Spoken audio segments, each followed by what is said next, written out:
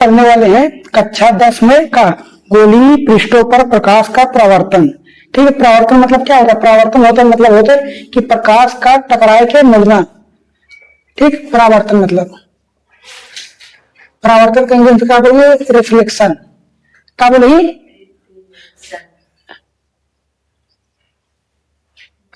ठीक, क्या बोलिए? रिफ्लेक्शन।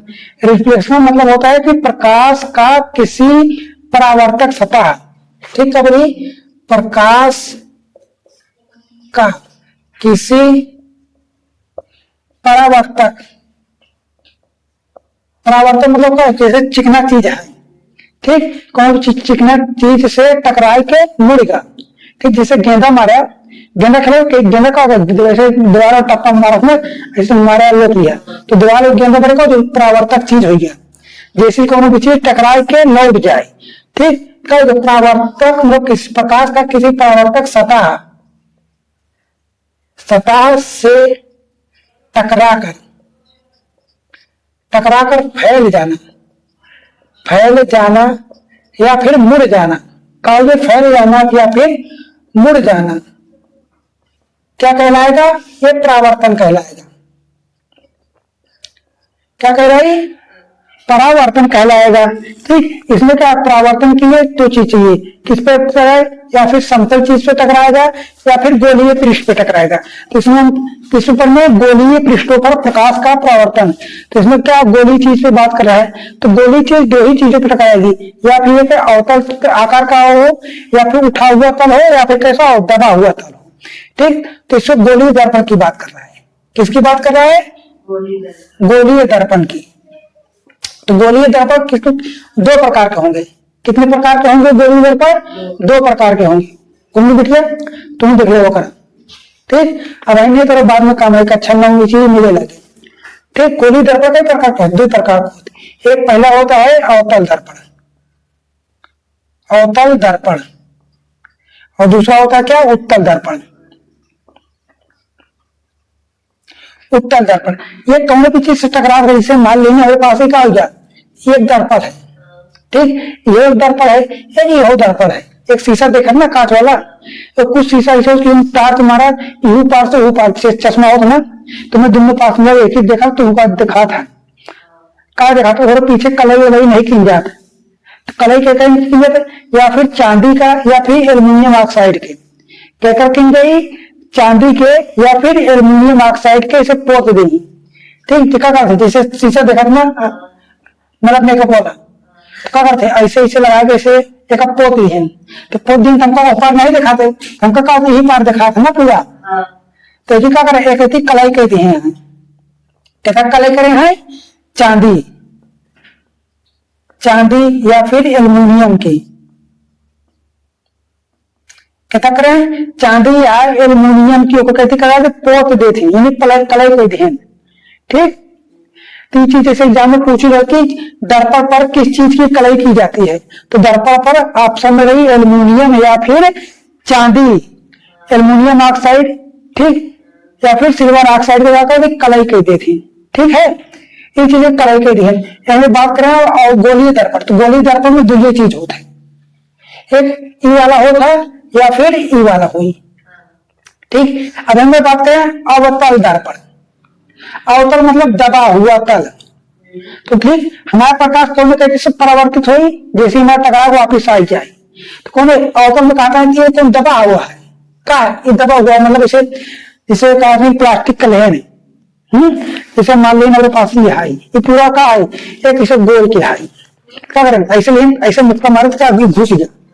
ठीक है, मान ला चीज ऐसे सीधा सीधा है मेरे पास, तो ऐसे मुक्का मारे तो क्या हो जाए? ऐसे घुस ऐसे बन गया ना, तो का अंदर की मुड़ा है ना, हमारा जो प्रकाश है मतलब ये अंदर की मतलब ऐसे बाहर का पोत भी है, बाहर पोत भी है।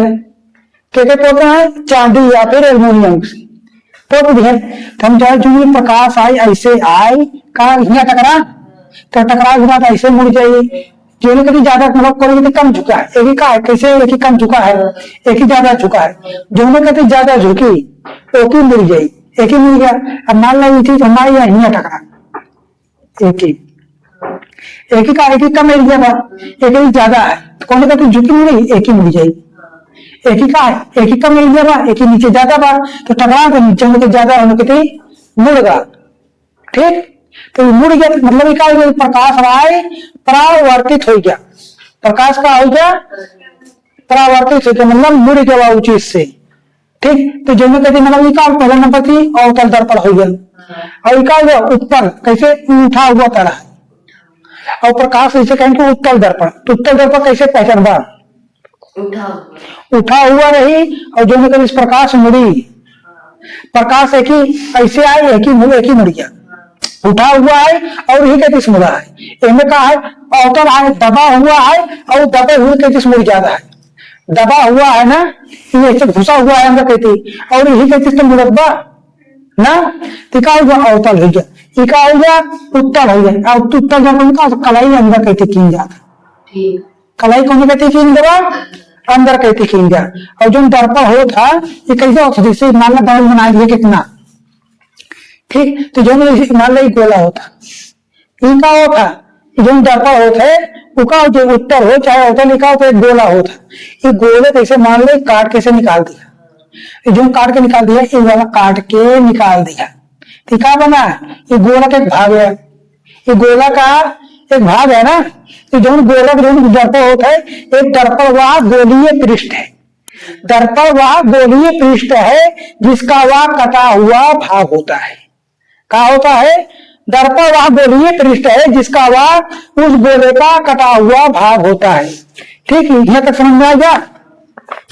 अब आपने देखा अब इन कुछ पृष्ठ शब्द दिए, जैसे कहा है परावर्तक पृष्ठ, कलई वाला पृष्ठ, आपतित किरण और परावर्तित किरण, क्या बोला थी। ठीक, अभी जैसे हम एक ही बना रहे, हम वाला एक ही नहीं लेते, अभी जो गोलक भाग कहती वाला है, हम गोलक भाग वाला नहीं है, ये कहती वाला।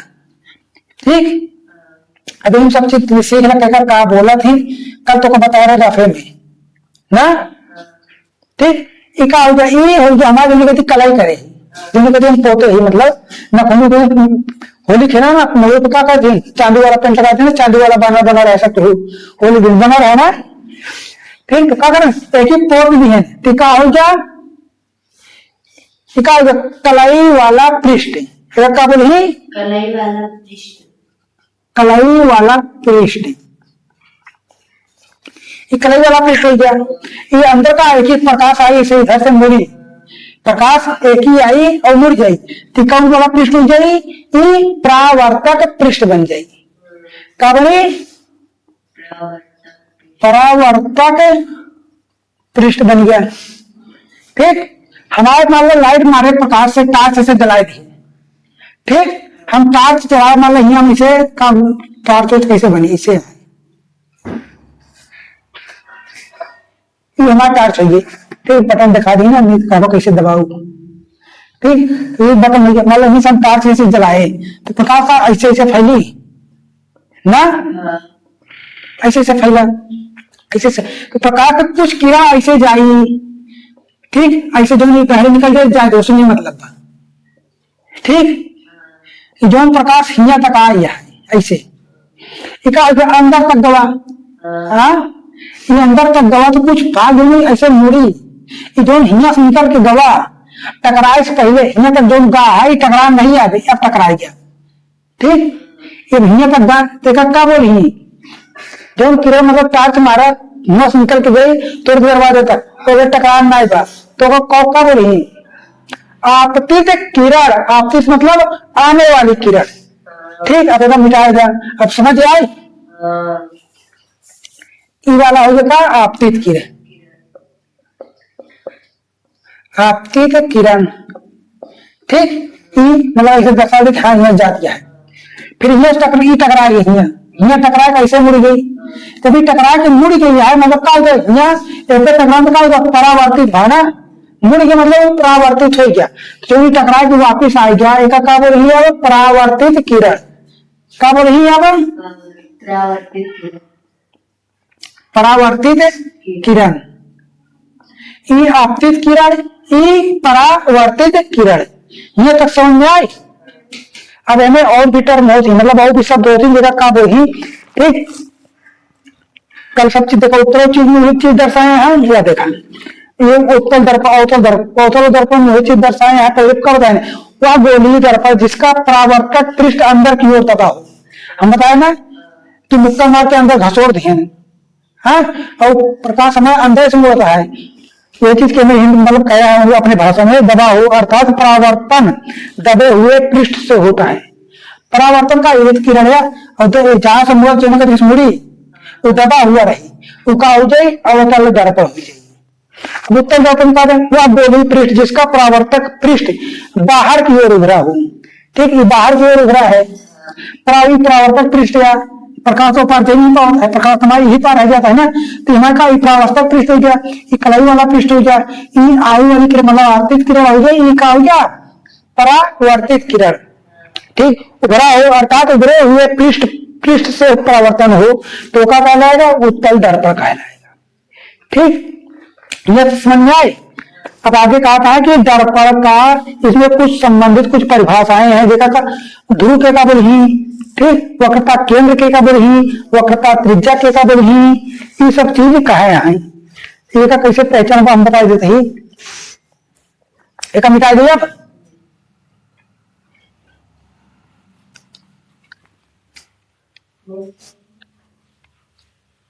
ऐसे कुछ नहीं बतावा थी।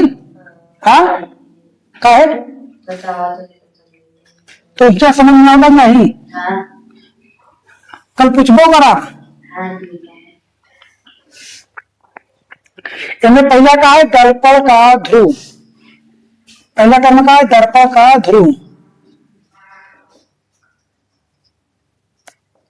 ध्रुव का काबिल इंग्लिश में पोल। ठीक, ध्रुव के काबिल कल बता रहे ना के काबिल ही हिमालय में ऐसे बना देते हैं पूरा सब चीज। कौन दर्पण है? कौन दर्पण है?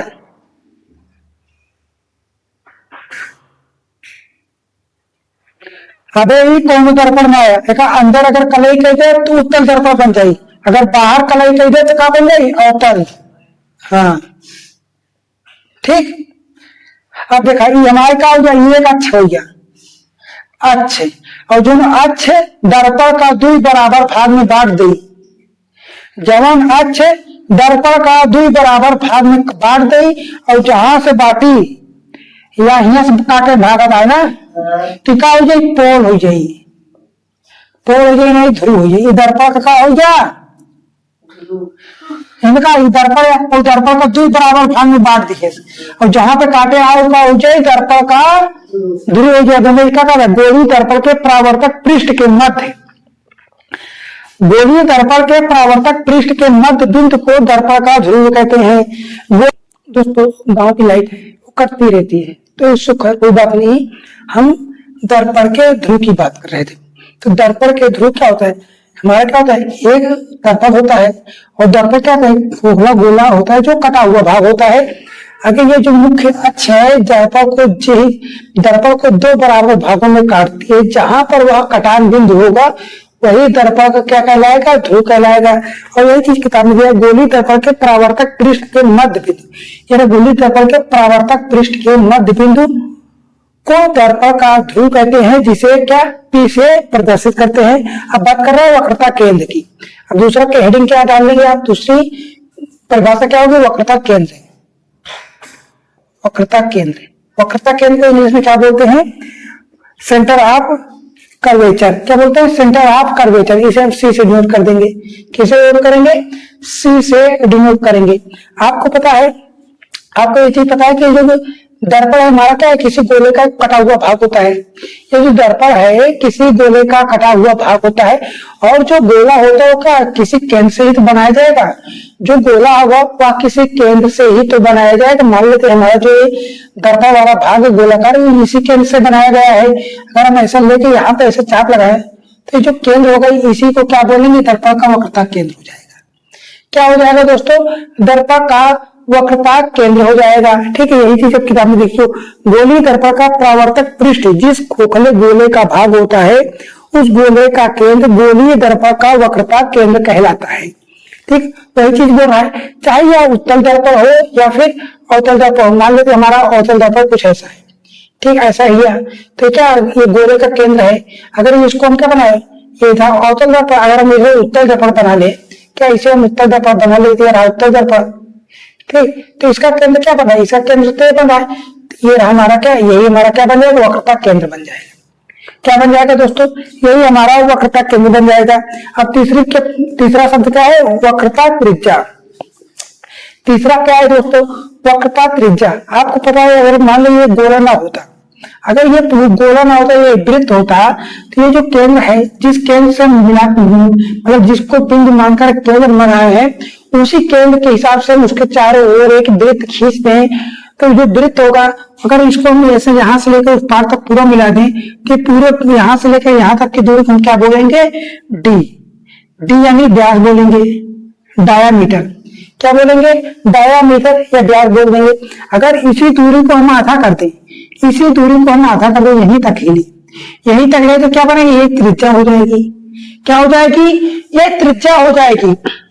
और इसी त्रिज्या को हम क्या बोलेंगे, दर्पण की बात करें, जहां तक दर्पण आ जाए तो वही त्रिज्या क्या बन जाएगी, वक्रता त्रिज्या बन जाएगी। तीसरा क्या हो जाएगा, वक्रता त्रिज्या। वक्रता त्रिज्या किसे नोट करेंगे, आर से नोट करेंगे। इस बिंदु की क्या बोल रहे थे, वक्रता केंद्र। क्या था, यहाँ पे ले रहे हैं वक्रता केंद्र। ठीक, और यहां से लेके यहां तक की दूरी, यहां से लेकर यहां तक की दूरी को क्या बोलेंगे, आर बोलेंगे, जिसे हम क्या बोलेंगे, वक्रता त्रिज्या। ठीक, क्या बोल दिए, वक्रता त्रिज्या। चीजें समझ में आ रही, क्या होता है, जो वक्रता केंद्र होता है, वक्रता केंद्र से लेकर पोल तक की दूरी को हम क्या बोलेंगे, वक्रता त्रिज्या बोलेंगे। वक्रता त्रिज्या का तो गोली दर्पण के का मध्य बिंदु से दर्पण के पोल तक की दूरी को हम वक्रता त्रिज्या बोलेंगे। अब किताब में क्या करा, गोली दर्पण का प्रवर्तक पृष्ठ जिस खोखले गोले का भाग होता है, उस गोले की त्रिज्या को गोली दर्पण की वक्रता त्रिज्या कहते हैं। यही चीज हम बता रहे हैं आपको। ठीक, अब क्या है, अभिलंब। क्या देखा, अभिलंब गोली दर्पण के किसी बिंदु को वक्रता केंद्र से मिलाने वाली रेखा। क्या, गोली दर्पण के किसी बिंदु को वक्रता केंद्र से मिलाने वाली रेखा को उस बिंदु पर क्या कहलाएगी, अभिलंब कहलाएगी। ठीक, ये रहा वक्रता केंद्र। गोली दर्पण के पृष्ठ से अगर यहाँ से मान लेते हैं लंबी से, यहाँ पे ऐसे कुछ लंब खींच दिए, यहाँ से ऐसे होता हुआ, तो क्या बन जाएगी, ये क्या कहलाएगा, अभिलंब कहलाएगा। क्या कहलाएगा दोस्तों, अभिलंब कहलाएगा। अब चौथा क्या दिया, मुख्य अक्ष। मुख्य अक्ष, तो मुख्य अक्ष हम शुरुआत से ही जानते हैं, जब टॉपिक शुरुआत किया था तभी तो बता दिया था। मुख्य अक्ष क्या हो जाएगा, जो रेखा दर्पण को दो बराबर भागों में काटेगी, जो रेखा हमारा दर्पण, जो रेखा दर्पण को दो बराबर भागों में काट देगी, वह कहलाएगी मुख्य अक्ष। क्या होगी दोस्तों, मुख्य अक्ष हो जाएगी। ठीक, अब इसके बाद देखिए, मुख्य अक्ष के बाद अगला क्या है, दर्पण का द्वारक। दर्पण का द्वारक किसे बोलेंगे, हम द्वारक किसे बोलेंगे, तो इसको समझते हैं कैसे। जैसे हम मान लेते हैं हमारा ये घर है,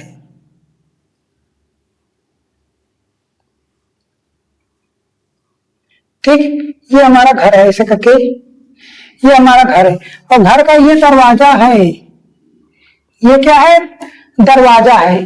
तो हम घर में कहां से प्रवेश करेंगे, हम घर में कहां से प्रवेश करेंगे, तो हम घर में तो यहाँ से तो मतलब यहाँ से जा नहीं सकते, यहाँ से जा नहीं सकते, हम कहां से जाएंगे, इसी दरवाजे के साथ अंदर ही साथ जाएंगे, इसी दरवाजे के साथ ही तो अंदर जाएंगे। तो क्या होगा, हमारे घर का द्वार है, क्या हो गया, हमारे घर का द्वार है। आपने द्वारपाल शब्द सुना होगा, श्री कृष्ण लीला है ना, जो कृष्ण लीला आप लोग कृष्ण सुदामा वाला कहते हैं ना कि अरे द्वारपालो, क्या कहते हैं, अरे द्वारपालो कन्हैया से कह दो कि तुम्हारा सुदामा करीब आ गया है, महल के करीब आ गया है। ठीक, तो क्या कहते हैं, जो यहाँ तक खड़े रहते हैं इसे क्या बोलेंगे, मतलब जो बंदे ऐसे खड़े रहते हैं तो उसे हम क्या बोल देंगे, द्वारपाल। क्योंकि ये इस द्वार की, इस दरवाजे की क्या कर रहे हैं, रक्षा कर रहे हैं, पहचान रहे, तभी तो अंदर भेज रहे हैं। तो इसमें इसीलिए जो द्वार है, तो इसी का शब्द लेकर यहाँ पे भी जो है कि दर्पण में द्वार क्या कहलाएगा।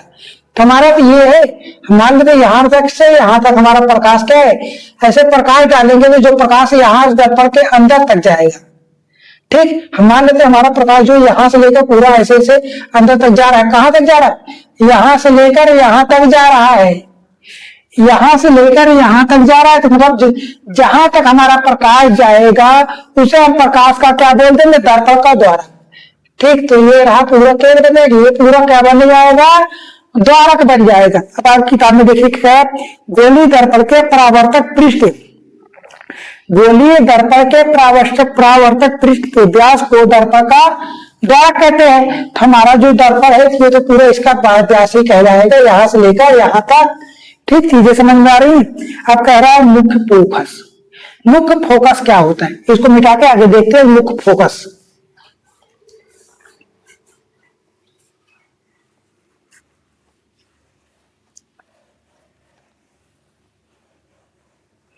आपको लगता है क्लास 10 के लिए इम्पोर्टेंट, 10 के लिए इम्पोर्टेंट है ही दोस्तों, लेकिन ये रेलवे, एसएससी और भी अन्य गवर्नमेंट एग्जाम की परीक्षाओं में पूछा जाता है, द्वारक वगैरह।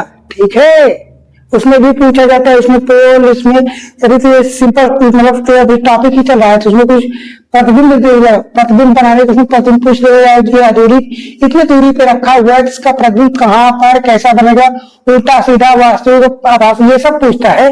लेकिन उसके पहले तो कुछ बेसिक चीज जानकारी होनी चाहिए। तो इसी बेसिक चीजों को हम बताने की कोशिश करें एकदम सरल आपकी भाषा में। मैं भी गाँव से हूँ, गाँव के ही लोग होते हैं जो यूपी बोर्ड की परीक्षा का मतलब यूपी बोर्ड की किताबें पढ़ते हैं। ठीक, गांव के आप भी हैं, हम भी हैं, तो गांव की भाषा में सीखेंगे। ठीक है, अब कह रहा मुख्य फोकस। मुख्य फोकस, मुख्य फोकस को हम किससे जोड़ करेंगे? मुख्य फोकस को हम क्या, प्रिंसिपल फोकस, इसे हम किससे जोड़ कर देते हैं? इसे हम यफ से जोड़ कर दे रहे हैं, इसे हम यफ से जोड़ कर दे रहे हैं। इसको हम कैसे पहचानेंगे? जैसे हमारे पास ये दर्पण है, ठीक, ये कौन सा दर्पण है? ये अवतल दर्पण है। ये मुख्य अक्ष हो गया, ये क्या बन गया? ये पोल बन गया, पोल बन गया। ये दर्पण का केंद्र क्या बन जाएगा? यहाँ पे सी बन जाएगा। ठीक, सी यानी वक्रता केंद्र बन गया। अब हमने मान लेते हैं हमारा प्रकाश यहाँ से अनंत से आया, हमारा प्रकाश जो है अनंत से आया, अनंत से आ गया, ये हमने बना लिया। इसे क्या बोलेंगे? आपतित किरण। हमने कल बताया था ये क्या होगी? आपतित किरण हो जाएगी।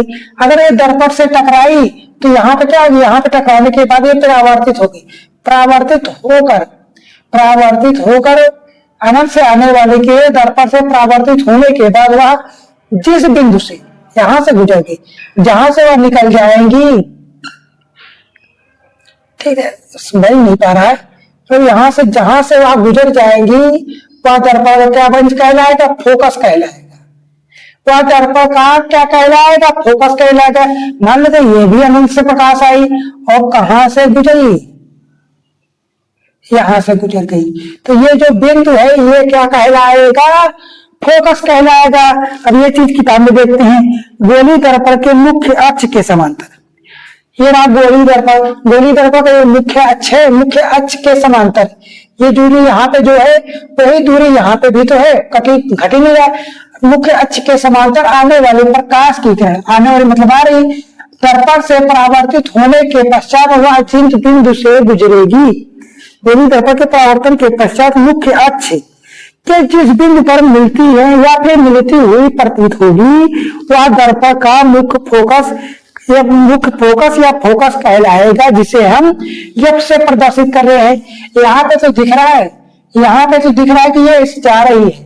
ठीक, अगर यही दर्पण क्या होता है हमारा उत्तल दर्पण होता, क्या होता है? उत्तल दर्पण होता, तो इसमें प्रकाश क्या होगा? इसमें कैसे हम देखेंगे? ठीक, ये रहा हमारा मुख्य अक्ष, ये रहा पोल हो गया, ये क्या हो गया? पोल हो गया। ठीक, ये क्या यहाँ पे सी बन जाएगा। अब देखते हैं, हमारे मान लेते हैं कि हमारा मुख्य अक्ष के समांतर, हमने मुख्य अक्ष के समांतर प्रकाश ला दिया, मुख्य अक्ष के समांतर हमने प्रकाश ला दिए। ये इस तरफ तो दर्पण क्या कड़े की, ये प्रकाश इस साइड तो जा नहीं सकता, तो टकरा कर कुछ ऐसे चला जाएगा। क्या हो जाएगा? टकरा कर कुछ इस साइड आएगा। मान लेते हैं हमारा इस साइड इधर है, ये भी तो नहीं है, टकरा कर इस साइड चला जाएगा। अभी तो अंदर जा नहीं रहा, लेकिन जा नहीं रहा, हम कल्पना तो कर सकते हैं। प्रकाश अंदर जा नहीं रहा, लेकिन हम इमेजिन तो कर सकते हैं कि हमारा प्रकाश किस साइड, अगर ये ऊपर जा रहा है इसी के साथ मतलब इसी के रेखा में कहां पे जाएगा? अंदर की तरफ जाएगा। कहां पे जाएगा, अंदर की तरफ जाएगा। ठीक, कहां पे काट रहा है, ये वाला देखिए यहां पे काट रहा है, तो क्या बन गया, ये यफ बन गया। ये क्या बन गया, ये यफ बन गया। अब दोस्तों हमने मुख्य फोकस सीख लिया, अब बात करते हैं फोकस दूरी के बारे में। ठीक है, तो फोकस दूरी क्या होती है। ठीक है, हमने क्या एक दर्पण बना लिया, ये कौन सा दर्पण है, एक है अवतल दर्पण। ठीक है, अवतल दर्पण, और ये क्या है, एक मुख्य अक्ष है। ठीक, ये मुख्य अक्ष, और मुख्य अक्ष जो दर्पण को दो बराबर भागों में बांटती है, उस बिंदु को क्या बोलते हैं, पोल या ध्रुव। ठीक, उसे क्या बोलेंगे, पोल या ध्रुव। और जो दर्पण का केंद्र होगा, ये मान लेते हैं दर्पण एक गोलक है, स्फेरिकल है, इसका जो केंद्र होगा क्या कहलाएगा, वो कहलाएगा हमारा वक्रता केंद्र। ये रहा वक्रता केंद्र। ठीक, अब बात करें फोकस दूरी की। फोकस दूरी को क्या होती है, फोकस दूरी, ये फोकस दूरी जो होती है, यहाँ से अनंत से आने वाली किरण मुख्य अक्ष के समांतर होती है, और दर्पण से परावर्तित के पश्चात कहां से निकल जाती है, मुख्य फोकस से निकल जाती है। कहां से निकल जाती है, मुख्य फोकस से निकल जाती है। तो यहां से निकल के क्या हो, मुख्य फोकस हो गया। और मुख्य फोकस और पोल के बीच की दूरी क्या होती है, मुख्य फोकस और पोल के बीच की दूरी को क्या कहते हैं, फोकस दूरी कहते हैं। तो अवतल दर्पण में क्या है दोस्तों, ये रहा अवतल दर्पण। अवतल दर्पण के क्या होता है, सामने होता है। उत्तल दर्पण के क्या होता है, पीछे साइड होता है। ये चीजें आपको याद रखनी है। इस बीच की दूरी क्या कहेंगे, फोकस दूरी। और यहां से लेकर यहां तक की दूरी को क्या आप बोलेंगे, आर बोलेंगे, जिसे हम क्या बोल देंगे, वक्रता त्रिज्या बोलेंगे। यहां तक चीजें ठीक है। तो वक्रता त्रिज्या और फोकस दूरी के बीच के अगर रिलेशन की बात करें तो हम कैसे निकालेंगे, तो यह बराबर क्या होगा, यह बराबर होगा, यह फोकस दूरी बराबर आर बटे 2। क्या होगी, फोकस दूरी जो होगी वह वक्रता त्रिज्या के आधे के बराबर होगी। फोकस दूरी क्या होगी, वक्रता त्रिज्या के आधे के बराबर हो जाएगी। अब किताब में देखिए क्या कह रहा है, फोकस दूरी गोलीय दर्पण के ध्रुव तथा मुख्य फोकस के बीच की दूरी को फोकस दूरी कहते हैं। इसे किससे, स्मॉल एफ, क्या है, स्मॉल एफ से प्रदर्शित करते हैं। ठीक है, इसमें क्या है, ये रहा, ये अवतल दर्पण, अवतल दर्पण के अगर बात करें उत्तल दर्पण, तो उत्तल दर्पण क्या उठा हुआ तल होगा, मतलब परावर्तित तल क्या होगा, उठा हुआ तल होगा। ये रहा। अब क्या क्या ये दर्पण का ये कटा हुआ भाग है उल्टे साइड का, तो इसकी फोकस दूरी क्या होगी, इस साइड हो जाएगी। फोकस दूरी इस साइड की वक्रता त्रिज्या यहाँ है, तो फोकस दूरी यहाँ हो जाएगी आधे पर। ठीक, फोकस दूरी क्या हो जाएगी, आधे की हो जाएगी। और यहाँ इसके बीच की दूरी को स्मॉल एफ से डिनोट करेंगे, यहाँ तक की दूरी को क्या आर से डिनोट करेंगे। ये चीजें यहाँ तक ठीक है। अब आगे कह रहा है फोकस दूरी। अब अगला हेडिंग क्या है, फोकस तल। फोकस तल कहें क्या, किसे कहेंगे, फोकस तल लिख लेते हैं, यहाँ पे मिटा दे, लिखते हैं फोकस तल किसे कहेंगे, फोकस तल। फोकस तल की कोई जरूरत है नहीं, किसी डील करने की कोई जरूरत तो है नहीं। ठीक है, फोकस तल क्या हो जाएगा, ये रहा हमारा फोकस, ये रहा हमारा फोकस। फोकस तल वह तल होता है, क्या होता है, फोकस तल वह तल होता है जो मुख्य अक्ष पर लंबवत हो और मुख्य फोकस से होकर गुजरे। क्या होगा, मुख्य फोकस से गुजरे तथा मुख्य अक्ष के लंबवत हो। ये हमारा मुख्य अक्ष क्या है, मुख्य अक्ष के लंबवत है, और मुख्य फोकस से क्या कर रहा है, गुजर रहा है, गुजर रहा है। तो ये वाली जो रेखा है ये क्या कहलाएगी, फोकस तल कहलाएगी। क्या कहलाएगी दोस्तों, फोकस तल कहलाएगी। अगली हेडिंग क्या है, इसमें टोटल कितने हैं, टोटल 8 टोटल 8 मतलब शब्द थे जिनको जानना जरूरी था। कौन कौन से शब्द हमने सीखा, एक दर्पण का ध्रुव क्या होता है, ध्रुव सीख लिया। क्या होता है, ये दर्पण का ध्रुव है, ध्रुव क्या कहलाए होगा, मुख्य अक्ष द्वारा दर्पण को दो बराबर भागों में जो रेखा बांट दे, मतलब जहां से वह काटे वह दर्पण का ध्रुव कहलाएगा। अगली हेडिंग क्या है, वक्रता केंद्र। वक्रता केंद्र वह खोखले गोलीय दर्पण का केंद्र होगा जिससे कटा हुआ वह गोला है, उस गोले के केंद्र को दर्पण का वक्रता केंद्र कहेंगे। अगला क्या है, वक्रता त्रिज्या। वक्रता त्रिज्या होते वक्रता केंद्र तथा पोल के बीच की दूरी को क्या बोलेंगे, वक्रता त्रिज्या बोल देंगे। और क्या है, अभिलंब। अभिलंब किसे बोल, गोली दर्पण के किसी बिंदु को वक्रता केंद्र से मिलाने वाली रेखा को अभिलंब बोलेंगे। मुख्य अक्ष, मुख्य अक्ष क्या होगी? यही तो प्रिंसिपल अक्ष है, यही तो प्रिंसिपल है जो पोल को दो बराबर भाग मतलब दर्पण को दो बराबर भागों में बांट दे, वह क्या कहलाएगी? मुख्य अक्ष कहलाएगी। दर्पण का द्वारा, द्वारा का द्वारपाल वाला चीज बताया ना कि जब किसी द्वार में जहां से हम प्रकाश को अंदर घुसेड़ दें, ये रहा हमारा प्रकाश, तो प्रकाश कहां तक जा सकता? प्रकाश तो यहाँ तक जाएगा, ये रहा, ठीक। तो यही तो यहाँ से लेकर यहाँ तक क्या कहलाएगा? दर्पण का द्वारा कहलाएगा। अगला क्या है? मुख्य फोकस। मुख्य फोकस हमने बताया क्योंकि क्या होती है? अनंत से आने वाली प्रकाश की किरणें मुख्य अक्ष के समांतर होती हैं और परावर्तन के पश्चात प्रकाश के दर्पण से टकराकर जहां से गुजरेंगी वह क्या गुजरेंगी और जहां पे आकार देंगी वह क्या कहलाएगी? मुख्य फोकस कहलाएगी। और क्या है? फोकस दूरी। मुख्य फोकस तल दर्पण के पोल के बीच की दूरी को फोकस दूरी कहेंगे। और क्या है? वक्रता फोकस तल। फोकस तल क्या होगा? फोकस तल वह तल है, फोकस तल वह तल है जो मुख्य फोकस से गुजरे तथा मुख्य अक्ष के लंबवत हो। ठीक है, ये चीजें हमने बता दिया है। अब आगे क्या है? किरण आरेख। किरण आरेखों का प्रयोग करके गोली दर्पण पर आने वाले प्रतिबिंबों का निरूपण। हम किसी भी प्रकार का प्रतिबिंब बनाने के लिए हमारे पास 3 नियम होने चाहिए। क्या? किसी भी प्रकार का प्रतिबिंब बनाने के लिए दर्पण पर प्रतिबिंब प्राप्त करने के लिए हमें 3 नियम पता होने चाहिए।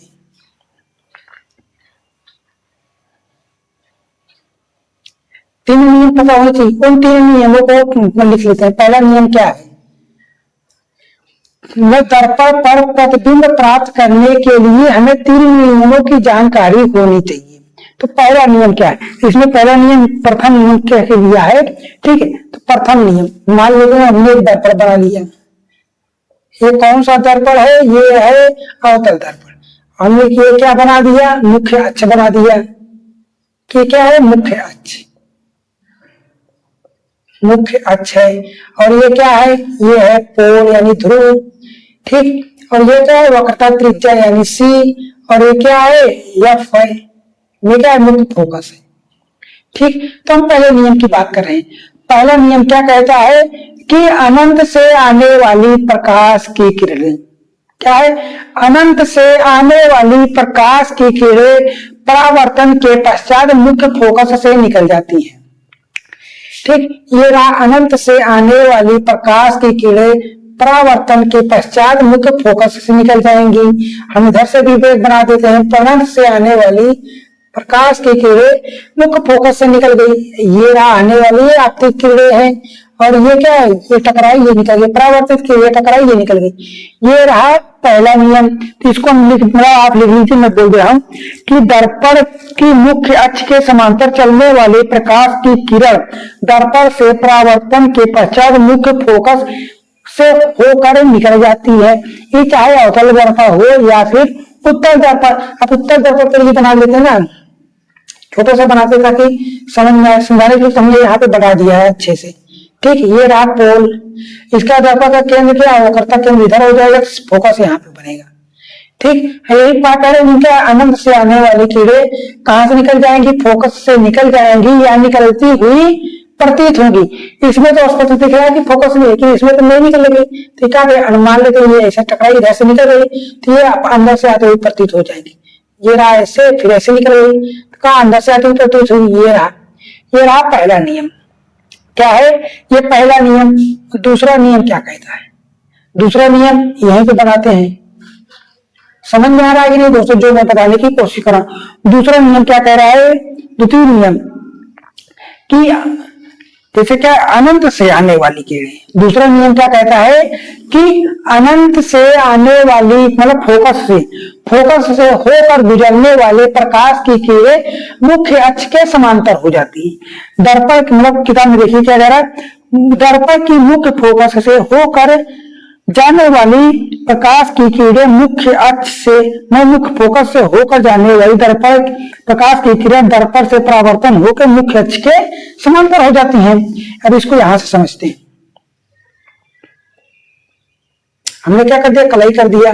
ये रहा हमने मुख्य अक्ष बना दिया। ये रहा पोल, ये रहा वक्रता केंद्र, ये रहा फोकस। ठीक, इसमें कह रहा है कि मुख्य फोकस से गुजरने वाले प्रकाश की किरणें दर्पण से परावर्तन के पश्चात कहाँ निकल जाती है? मुख्य अक्ष के समांतर अनंत को चली जाती है। ठीक, ये रहा दर्पण के अनंत से आने वाली मुख्य फोकस से टकराने के बाद कहाँ पे चली गई? अनंत में चली गई। अगर इसी चीज को हम मान लेते इधर से बना दिया, अगर ये यहाँ से बना दे, अगर ये चीज हम यहाँ से अनंत से लाए, किरण मुख्य फोकस से टकरा दी तो कहा मुख्य अक्ष के समांतर हो गई कि नहीं दोस्तों? ये देखिए राम मुख्य अक्ष, इसके समांतर जो डिस्टेंस यहाँ पे है वही डिस्टेंस यहाँ पे भी है, डिस्टेंस यहाँ पे है वही डिस्टेंस यहाँ पे भी है। ये दूसरा नियम है। दूसरा नियम भी लिख लीजिए, मैं बोल रहा हूं कि मुख्य फोकस से गुजरने वाली प्रकाश की किरणें, मुख्य फोकस से गुजरने वाली प्रकाश की किरणें परावर्तन के पश्चात है। क्या है? दर्पण से परावर्तन के पश्चात मुख्य अक्ष के समानांतर हो जाती है। ये रहा दूसरा नियम। अब तीसरा नियम क्या कहता है? तीसरा नियम कहता है कि वक्रता केंद्र से होकर गुजरने वाली प्रकाश की किरणें दर्पण से परावर्तन के पश्चात मुख्य मतलब अपने मार्ग से वापस लौट जाती है। क्या जिस रास्ते से आई है उसी रास्ते से वापस चली जाएंगी अगर वो प्रकाश की किरणें वक्रता केंद्र से होकर गुजर रही हैं तो। ठीक, ये रहा तीसरा नियम का डायग्राम। हमने यहां से लाया, यहाँ पे बना दिया। ये रहा पोल, ये क्या है? मुख्य अक्ष है। ठीक, ये रहा वक्रता केंद्र, ये रहा फोकस। आपको ये सब चीज समझ में आ रहा है कि आप सोच रहे हैं कि ये एक ही दर्पण बना रहा है बंदा, क्या एक ही? तो एक ही दर्पण, क्योंकि ये आसान लगता है बनाने में सबको, चाहे मैं हूं या कोई और भी रहे। ठीक, इसमें कह रहे तीसरे नियम में कि अगर कोई प्रकाश की किरण मुख्य मतलब वक्रता केंद्र से होकर गुजरती है तो टकराने के पश्चात उसी मार्ग में वापस लौट जाती है। जिस रास्ते से आई है उसी रास्ते से वापस चली भी गई। ठीक, तीसरा नियम में यही चीज कह रहे, वक्रता दर्पण के वक्रता केंद्र से होकर जाने वाली किरणें दर्पण से परावर्तन के पश्चात अपने ही मार्ग में वापस लौट जाती है। ठीक है, हमने आज 3 नियम सीखे और दर्पण से संबंधित कुछ शब्द भी सीख लिए हैं। ठीक है, आशा करता हूं जो मैंने समझाने की कोशिश की है वो आपको अच्छे से समझ में आ गया हो। ठीक है, हम छोटी छोटी क्लासें ले रहे हैं ताकि आपको समझने में आसानी हो। बाकी कोई दिक्कत हो तो आप हमें कमेंट कर सकते हैं। मैं और भी अच्छे तरीके से समझाने, या मैं गांव का बंदा हूं तो गांव की भाषा में मैं सरल तरीके से समझाने की कोशिश कर रहा हूं ताकि जो चीजें हमें उस टाइम नहीं आ रही थी तो उसे हम टाइम लगता था तो हम मतलब सोचते हैं कि हम भी मतलब क्या हमारे जैसे बच्चे हैं जो 9-10 में है या फिर जो रेलवे या एसएससी की तैयारी कर रहे हैं, उसमें साइंस, रेलवे में कितना इंपॉर्टेंट रखता है साइंस आपको पता ही है। कोई दिक्कत तो है नहीं। बाकी मैं यहाँ पे आपको सारी चीजें समझाने की पूरी कोशिश करूंगा। आपकी क्लासेस कहाँ तक होने वाली है? क्लास 10th, ठीक, रेलवे, एसएससी, ठीक, पुलिस, यूपीपी और भी अदर्स एग्जाम और भी अदर्स गवर्नमेंट एग्जाम के लिए क्या है, और भी गवर्नमेंट एग्जाम के लिए क्लासेस इंपॉर्टेंट होने वाली, क्योंकि मैं दोस्तों बेसिक चीजें लेके चल रहा हूँ। क्या बेसिक चीजें लेकर चलो जहाँ पे एक टर्म का यूज मैं आपको बता रहा हूँ कि टर्म मतलब उन शब्दों को क्या कहते हैं, उन शब्दों का प्रयोग कहाँ पे होता है, अगर वो शब्द हमारे एग्जाम में आ जाए तो उसको हम समझेंगे कैसे। ठीक है, कुछ बेसिक चीजें जिनको आपको आना बहुत ज्यादा इंपॉर्टेंट है। ठीक है, अब बाकी आपको ये क्लासें कैसी लगी? अगर आपको मेरी क्लासें या मेरे समझाने का तरीका पसंद आता है तो वीडियो को लाइक और चैनल को सब्सक्राइब करना बिल्कुल मत भूलिए। ठीक है, बाकी मिलेंगे अगली वीडियो में, तब तक बने रहिए हमारे साथ। चैनल को लाइक शेयर और सब्सक्राइब करके। जय हिंद, जय भारत।